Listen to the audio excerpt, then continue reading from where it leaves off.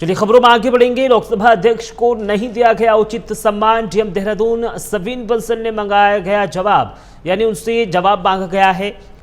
DM Savin Bansal से protocol की अवहेलना का आरोप है। लोकसभा से शासन को पत्र भी आया है। तो देखिए, देहरादून लोकसभा अध्यक्ष ओम बिरला के 12 जून के हुए देहरादून दौरे के दौरान प्रोटोकॉल का उल्लंघन हुआ है, जिस पर शासन ने सख्त रुख अपनाया। देहरादून के जिलाधिकारी सविन बंसल को शासन ने इस मामले में जवाब तलब किया है। बताया जा रहा है कि लोकसभा सचिवालय ने उत्तराखंड शासन को कड़ी भाषा में पत्र भेजा, जिसमें कहा गया है कि लोकसभा अध्यक्ष के दौरे में डीएम देहरादून की तरफ से प्रोटोकॉल के मानकों का उल्लंघन किया गया। न केवल डीएम ने अध्यक्ष को रिसीव करने की औपचारिकता निभाई, बल्कि समय रहते आवश्यक जानकारियां भी सम्मानजनक तरीके से साझा नहीं की गई। देखिए, लोकसभा से शासन को पत्र भी भेजा गया है। लोकसभा अध्यक्ष को उचित सम्मान नहीं दिया गया है। डीएम देहरादून सविन बंसल से जवाब तलब भी किया गया है। बाकायदा उनको पत्र भी भेजा गया है। और इस खबर पर ज्यादा जानकारी के लिए देहरादून से हमारे संवाददाता रजनीश दीक्षित लाइव जुड़ गए हैं। रजनीश, क्या कुछ ये पूरा मामला है? डीएम देहरादून सविन बंसल से जवाब मांगा गया है, प्रोटोकॉल की अवहेलना का आरोप है डीएम पर।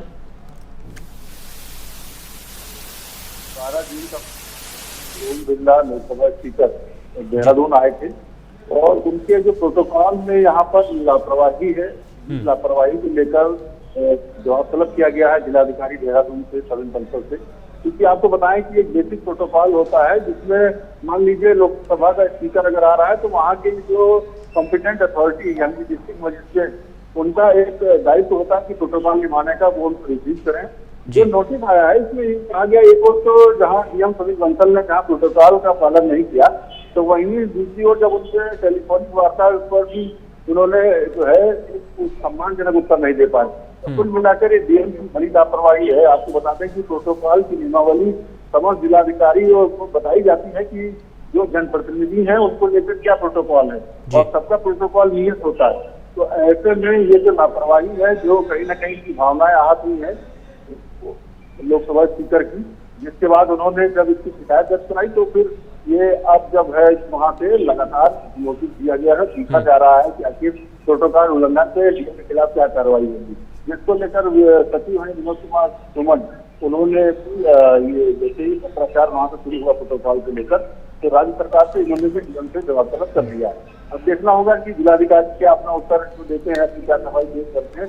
लेकिन बहरहाल प्रोटोकॉल न मानना ये कहीं ना कहीं मनमानी है और इस मनमानी को लेकर आक्रोश होता है, जनप्रतिनिधियों में भी होता है। तो यही वो है कि ओम बिरला जब आए थे तो उनके भ्रमण के दौरान जिलाधिकारी को मौजूद रहना चाहिए था। अगर मान लीजिए स्वास्थ्य नासाज है, कोई गंभीर विषय जिसकी वजह से वो उपस्थित नहीं हो पा रहा है, तो बकायदा उसके लिए एडीएम की ड्यूटी लगाई जाती है और रिक्वेस्ट में बताया जाता है कि किन कारणों की वजह से जिलाधिकारी नहीं आ पाए हैं।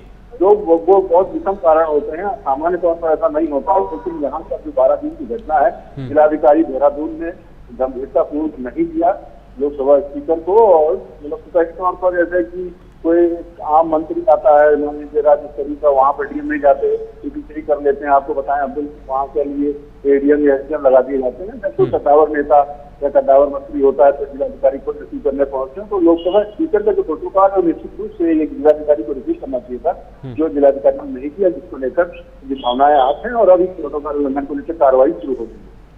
रजनीश जी, तो क्या अभी स्पष्टीकरण डीएम की ओर से दे दिया गया है? क्या वो किसी कार्य में व्यस्त थे या फिर किन्हीं कारणों की वजह से वो मौके पर नहीं पहुंच पाए?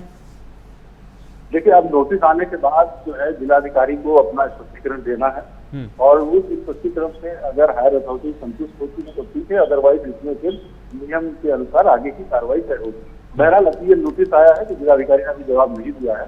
तो जिलाधिकारी अपना पक्ष भी अभी नहीं रख रहे हैं, मीडिया कर्मी नहीं बात करने के प्रयास करते, तो अभी इस मामले से बच्चे नजर आ रहे हैं, तो उनको लिखित में जवाब तो देना ही पड़ेगा, क्योंकि अभी वो कागजी कार्रवाई हो चुकी है, नजदीक दीवाना पर।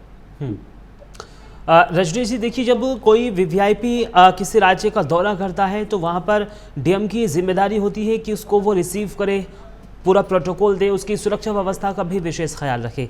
तो क्या ऐसे में कोई सुरक्षा व्यवस्था को लेकर तो सेंधमारी की खबर नहीं है आपके पास?